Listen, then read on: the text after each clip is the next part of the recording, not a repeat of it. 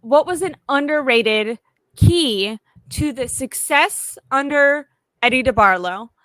And maybe can the 49ers learn from that? And I think that most of the time when people think of, the Eddie DeBartolo time, they think of Joe Montana, Steve Young, and the quarterback. And that's very true. But something that you pointed out is actually their incredible ability to draft well, and obviously their coaching. And I think that those are two things that Jed York didn't talk about when he was asked about the comparison. He just talked about, the ability to have players, and, have the best quarterbacks and all this. And it's like, okay, well, are you saying that everything else, if you had limited salary cap, everything else is up to par? Because I would beg to differ. Not. And I think you made a good case that it's not. And the two places that really might stand out is Bill Walsh and Kyle Shanahan, and then John McVay versus John Lynch, and all the incredible drafts that happened under Eddie and John, and then the, frankly, really poor drafting that's been going on recently under, under this era. So I'd love to kind of ask you to elaborate a little more on that. Okay. I found that perspective so eye-opening because I think it is so maybe like surface level, like it's the first thing that people do think about. It makes sense. The quarterback is the thing that people think about. Yeah, you gravitate to the players and you look at the spending and say, well, he could afford to have Joe Montana with Steve Young as backup, and now you could never do that in this year, and that's true. But Bill Walsh versus Kyle Shanahan as a coach, not close. Nope. Bill Walsh's staff versus Kyle Shanahan's staff, not close. But the biggest gap is between Walsh and John McVay in running the front office and running their drafts. You look at what they did, and it's things that I don't think that Shanahan and Lynch would ever consider. So, for example, 1980, the Niners had a draft where they said that we got destroyed in our secondary. And so the 1980 draft, they picked Ronnie Lott, Hall of Famer in the first round. Eric Wright, Pro Bowler, defensive back, shutdown corner in the second. Carlton Williamson, Pro Bowl safety in the fourth. So they devoted the top half of their entire draft to a single position group. Yep, the Niners did that in this draft at offensive line. It would blow us all away. We would never expect it to happen, even though it's exactly what they need. The 49ers absolutely need to devote their first couple picks to that offensive line.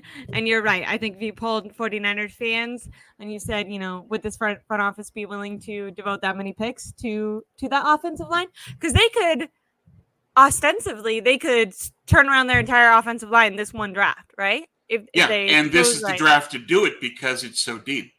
Yep. And it's so good at the top. And now, so part of what they could do is like trading up for Mims, is that if you've got a player that's that good and you can trade up and get him, then you've got your future left tackle. And that's the most important move for this roster over the next couple of years is you have to find someone that can replace Trent. Yeah. And so whether they can or not, we'll see. And here's the draft where you could do that. And if this was a front office run by Walsh and McVay, they would do that. And that's the point. And that goes back to, we're talking about, aside from building a team to win this 2024, it's like, okay, if Brock Purdy is your guy, you want to invest in protection for him. You want him to be around for a long time. You're thinking about highly paying him. Don't you want to protect your assets, your resource? You're thinking about extending Ayuk and bringing a new core in. This draft, where there's all these guys that have way more likely of making it for this offensive line and really contributing long term, why would you not want to put your resources into that right now when you can build the foundation, right? An offensive line is the future core. Yeah, build your future core. If you want to say, we want to move toward Purdy being the focal point of the offense, we want to move toward Ayuk as the top option, and we want to make sure that we replace Trent, the best way you can do all of that is by trading up for Marius Mims. And that's a move that Walsh and McVay would certainly consider. Because you look at it and say, okay, well, but the Niners were just in a Super Bowl. coming off of their Super Bowl win in '84, what did Walsh and McVay do? They traded up to 16, and they took Jerry Rice. You think about what these guys did. They identified who, and then they went up and they got it done. And that's part of the separation between, right? Doesn't John Lynch always say regimes? Like he always uses that word wrong, but you need to have and I feel like convicted is just the term that you'll Yes. And I think fans would be surprised, but feel hopeful and optimistic if the 49ers really did kind of like narrow in on some players and be like, we're going to get our guys and it's important to us, rather than kind of seeing who falls to you and just getting best player available in that situation is best, instead of like reaching for a guy. But there is something to kind of feeling like, when we're talking about how this front office has looked incompetent, feeling like maybe they have put in the effort, they do know what they're doing, and they feel that much confidence about a player to really go up and want to make them a part of their team moving forward. They could. They did trade up for Jair Brown, and that turned into a smart move. Yeah, they did. But they also drafted a kicker in the 3rd round. They also drafted Cam Latu in the 3rd round. So that's a problem. And that's the other thing with Walsh and McVay, is they didn't just trade up for who they wanted. They traded down for who they wanted. In the 86 draft, they traded down again and again and again. ESPN was making jokes on the air of saying that the Niners are going to end up with every pick in the 6th round. And they kept trading down. And they ended up with 8 guys who were starters or major contributors and a Hall of Famer in the 4th round in Charles Haley. Could the Niners ever do that? Can you imagine the Niners having a trade or a draft where they trade down, they get 8 starters and a Hall of Famer? It just doesn't seem like it's possible. Doesn't seem like something that would happen nowadays at all. No. Now, so you're hoping that they trade up, right, for Mims? Yeah, trade up for Mims is what I would do. A couple of ways. They could either trade Ayuk in 31 to Pittsburgh for 20 and 51, or trade your 1st and your 3rd round pick to Pittsburgh at 20 and take Mims there. Either one. And then in the 2nd round, can I ask you really quick? I'm sorry, go ahead. Can I ask you? So with Mims, I've seen. So when I talk to you, I feel like very like, yes, I want to go get him. But then I forget who I was talking with. It might have been Steph, and she on Monday, and she was pointing out that Mims has had very little playing time and suffered for some injury and stuff. Is there any part of you that would be scared to give up such a high draft pick on a guy like that? No. I think Mims is all pro level ceiling, and possibly Hall of Fame. I'm totally sold on this guy. In the 8 games that he has played, he's dominated. Part of it, there's injuries. He had tightrope surgery this year, so he had to come off of that. But when he did, he played well. And then he got hurt against Alabama, and he decided that since I'm in the draft, I'm going to pull out. But he could have played if he had chosen to do so, I believe, but he didn't. And it's wise because you're getting drafted. So that's part of it. But it's just, I look at Mims in terms of his skill set and just say that this kid is that rare. That you've got a guy that's 6'8", 340 that ran a 5.07 40 and looked really fluid doing it, who can play at a very low leverage. He bends his ankles, he bends his knees, he bends his back so that he has low leverage, and he dominates people and he sends them flying.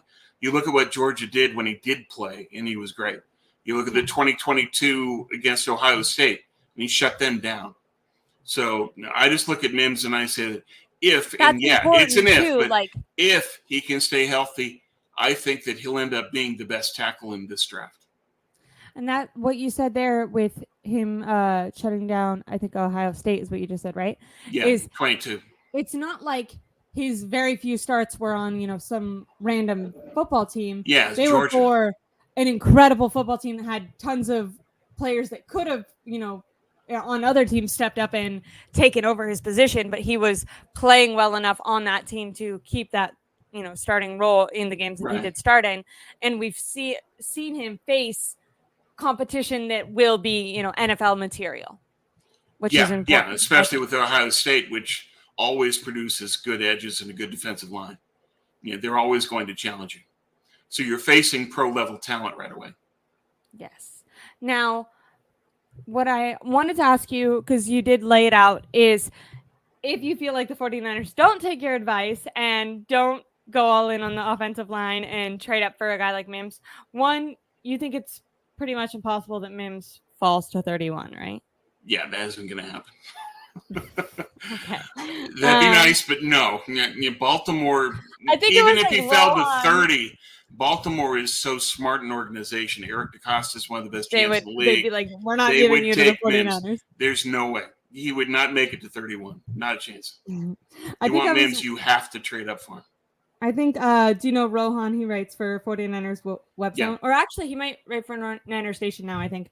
But he put out like a mock draft that had Mims at 31. And literally, just because I do this show with you, I'm like always looking at whenever I see Mims, I'm like, okay, where is he going? Like he's like, in my head, it's like Tom's guy. Yeah. And he had him there, which is a lot higher in the draft. Lower, higher words. You know what I mean? Yeah, but there's some people, there's several people that have had Mims dropping to 30. Mel Kiper had Mims dropping to 30. There's other people who have had him go to 30. But again, Baltimore's too smart. No way. Not a chance.